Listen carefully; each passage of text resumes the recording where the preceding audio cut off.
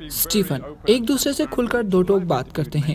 میں نے اب تک دنیا کے بہت سے وزراء اور سرکاری عہدیداران کا انٹرویو کیا ہے جو کسی بھی قسم کی بدعنوانی میں ملوث نہ ہونے اور شفافیت پر یقین رکھتے ہیں۔ اسحاق ڈار: میں بھی رکھتا ہوں۔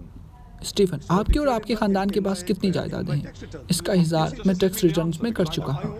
مجھے جواب دیجیے، آپ کے پاکستان میں کتنی جائیدادیں ہیں؟ میری رہائش پاکستان میں، جو کہ اب کے موجودہ حکومت کے قبضے میں ہے۔ میری بہت ساری جائیدادیں نہیں ہیں۔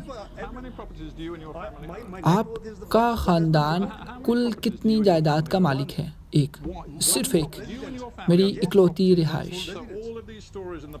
پاکستانی پریس آپ کے خاندان کی پاکستان میں کئی جائیدادیں بتا رہا ہے، حتیٰ کہ لندن میں، ملک سے باہر بھی جہاں ہم بیٹھے ہیں، یہاں بھی آپ کی بہت سی جائیدادیں ہیں۔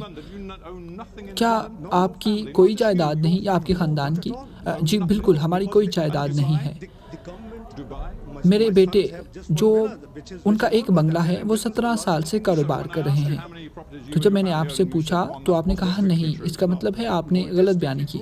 نہیں، یہ سچ نہیں، کیونکہ میرے بیٹے بالغ ہیں، میری زیر کفالت نہیں ہیں، وہ 17 سال سے کاروبار کر رہے ہیں۔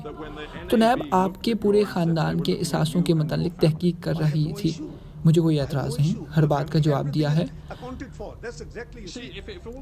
اگر یہ سب اتنا شفاف ہے، دنیا میں آپ کی فقط ایک گھر کی ملکیت ہے، 20 سال کے ٹیکس ادائیگیاں نہ صرف ڈکلیئر ہیں بلکہ متعلقہ حکام کو بھجوا دی گئی ہیں، تو پھر آپ پاکستان جا کر عدالتوں کا سامنا کیوں نہیں کرتے؟ جی عدالت، آپ جانتے ہیں میرے وکیل پاکستان میں ہیں، میں لندن علاج کے لیے مقیم ہوں، مجھے سروائیکل کا مسئلہ ہے۔ طبی وجوہات کی بنیاد پر آپ 3 سال سے لندن میں ہیں۔ کیا آپ ابھی بھی بیمار ہیں؟ جی ہاں۔ کیا آپ پاکستان واپسی کے امکانات نہیں؟ دیکھیے، پاکستان میں ہو کیا رہا ہے، انسانی حقوق کہاں ہیں؟ نیب کسٹڈی میں کیا ہوتا ہے؟ درجنوں افراد عملاً نیب کسٹڈی میں قتل کر دیے گئے۔